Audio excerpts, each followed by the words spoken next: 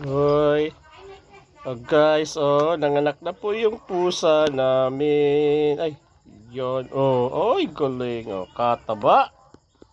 Gaganda po guys ng mga palabasin natin siya at para makadidi na siya. Yun. Ay, sus. Inaabot mo. Ay, sus. Ang bait. Ay, sus. Naabot. Ay, sige na, labas na. Labas na. Ito, kawawa man. Gutom na po si Oreo namin.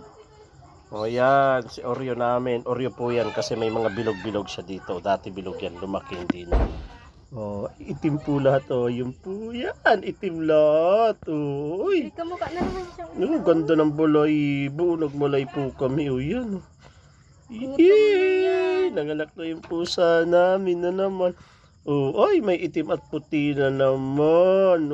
Yan. Ingat kayo ha. At yung iba po nito nabangga ng kotse. Kulong yan dyan. Kulong ka dito. Kulong yan, 3. Ay, gaganda ang linis. Ay, linis niya. Yan. Ayan po yung aming 3 kuting. May bago kaming kuting. 3. Uy. Ayan po guys. Yung gusto pong ng kuting, mag-message na lang. Baby pa yan. Baby po yan. Paunahan na lang kayo. Cute po yan. Cute. Ano po yan? Puspin.